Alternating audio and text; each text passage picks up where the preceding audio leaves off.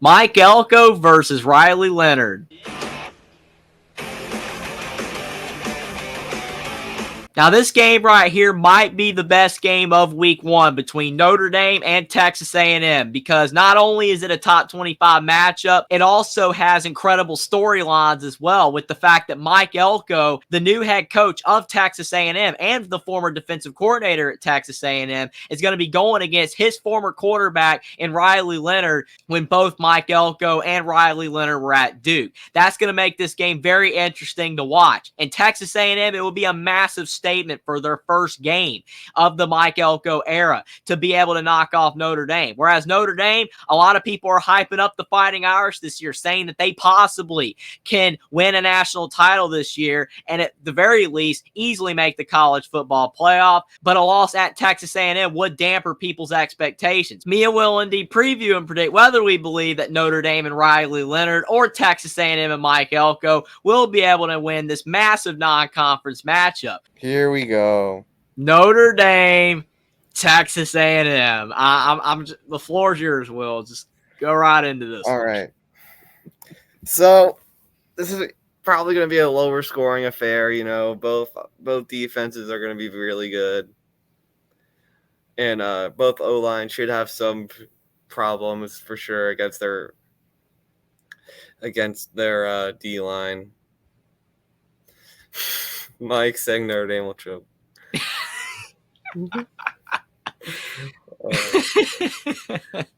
But you know what? I'm feeling good about this Notre Dame offense with Mike Dembrock. All the new portal receivers we got. I'm feeling good about Riley Leonard leading the boys. They said he can make all the throws. They're saying it's only going to be 81 at kickoff, so I don't know where that 95 is, but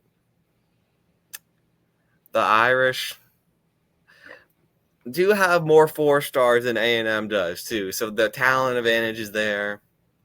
They've been playing the loud noise at the practices this week to get the boys ready. So I'm feeling that the Irish will be able to get some heat on Connor Weigman, and the Irish All-Americans at secondary will be able to get some turnovers going. And I believe that the Notre Dame offense should do enough for them to win this game in College Station. So I'm going to go with an Irish 28-24 victory in College Station. Get the season going on the right track. It won't be easy because of A&M's talented D-linemen. But I do believe the Irish will be able to pull it out. I'm definitely not surprised he picked Notre Dame to win. Absolutely not.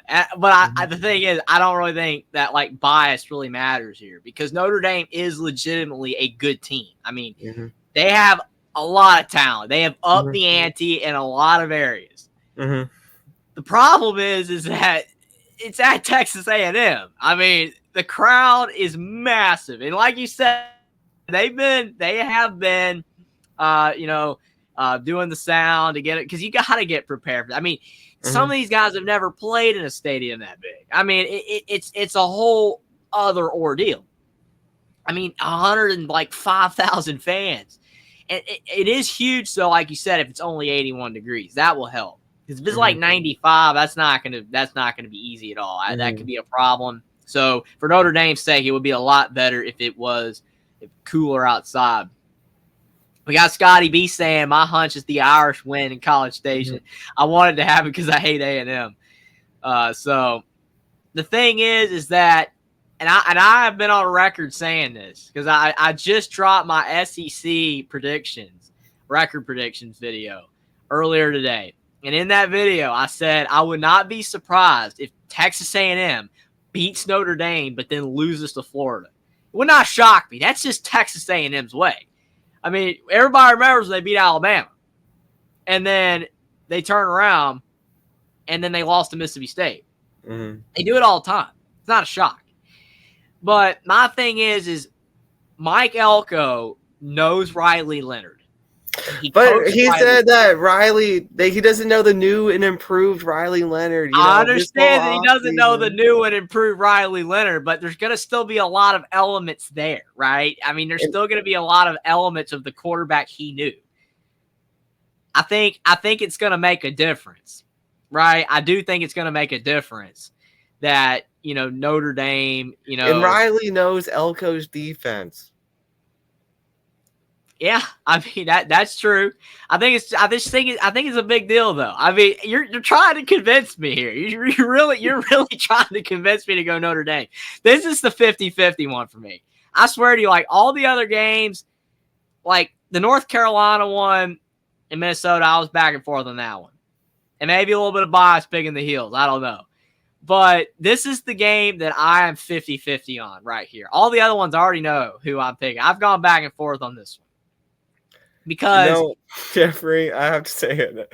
Notre Dame got a punter from Australia that can boot it super deep. And there will be punts in this game, I believe. So that also will help the Irish. There should be punts. I mean, I don't think it's going to be like perfect offense or anything. No, it won't be. How good is Connor Weigman? I mean, we don't really know. See, that's the thing. People are hyping up Connor Weigman. If Connor Weigman is not, he doesn't even have to be Heisman good. He just has to be good. If he's good, then A&M can win this game.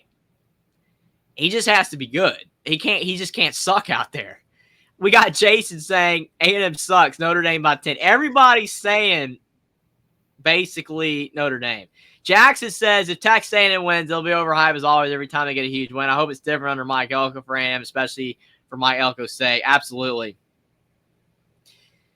Edward says Elko knows what defense Riley doesn't like or coverage he can read. So we got Edward detracting a little bit. I don't know. Yeah. I'm kind of going in circles here, man, because I don't know what to say. I mean, Texas A&M has talent. Like you said, Notre Dame is more, but the thing is the home field advantage. And I'm telling you, Will, I want to trust Notre Dame. But they have choked in games. I hate to say it. I'm like, Notre Dame, you had Ohio State last year. You broke my heart, Notre Dame. You broke my heart. You made me cry. I'm not even a Notre Dame fan, and you broke my heart. You broke my heart. You ripped my heart out, man. Like, I'm like, they got it. They're going to win. And then last play of the game. Like, what happened, man? So, I don't know. To me, until Notre Dame can prove that they can win a big game, I'm going Texas A&M. I don't want to do it, but I'm going Texas A&M 31-28. I think Texas A&M is going to win. I don't think A&M's great, but they tend to show up for big games. They just do. I don't know. I think Elko, I mean, he's better than Jimbo, like right now anyway. Yeah. And, maybe Jimbo at one time was all right. But he fell apart at the end. I think Elko is done really well right now. He's been at A&M before. He won at Duke with a lot less talent. I mean, think about it. He almost beat Notre Dame last year when Duke didn't even have nowhere near as much talent. I know Notre Dame's better, but A&M's better. So I don't know, man. I think Notre Dame lost the O lineman too. I don't know. I'm going A&M. I hate it, man. I hope Notre Dame wins. I'll be hoping for you that they win, but I'm going Texas A&M. Edward, watch Chris Mitchell, watch Jordan Faison, watch Jane Greathouse. I'm not saying they're great, but they're at least good. Yeah, I will say that they're better than what Notre Dame's had. I mean, that's been a massive problem for Notre Dame. Is like they can't stretch the field. The thing is that Edward says so Riley's a below average thrower with above average legs. Well, he's above. I mean, all of Notre Dame media said he's now above average. He has to be above average. I mean, if Notre Dame's going to be a national championship contending team, he has to be better throwing the ball because the thing is he cannot rely on his legs as much as he did at Duke at Notre Dame if he's going to stay healthy all year. Mm-hmm. I mean, he's going to get beat up if he's having to use his legs all the time. So he has to be a better passer. There's just a lot of unknowns in this game. A&M, new coach. You know, how good is Weigman? Notre Dame. Is Leonard better legitimately at passing?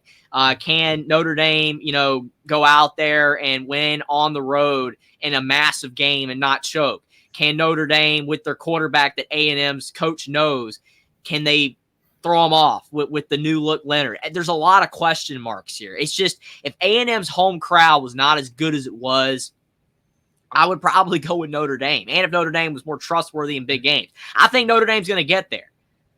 But I just don't think it's going to be this game. And Moose saying I like A&M. I mean, like I said, I hope Notre Dame wins. Nothing against A&M and Elko, but I hope Notre Dame wins, not just for you, but I do hope they win. I mean, I don't have anything against Notre Dame. I've always liked Notre Dame pretty well.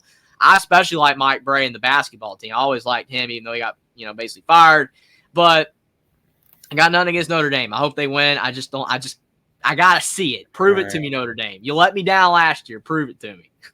Subscribe to the channel if you like sports content. Like this video down below. Comment down below whether you believe that Mike Elko and Texas A&M can get a massive win at home to start off the Mike Elko era at Texas A&M, or whether you believe that Notre Dame will be able to go on the road and Riley Leonard will be able to get the best of his head coach by getting a massive win for his team on the road at Texas A&M. Follow me on Twitter as well. Link is in the description, and I'll see you next time.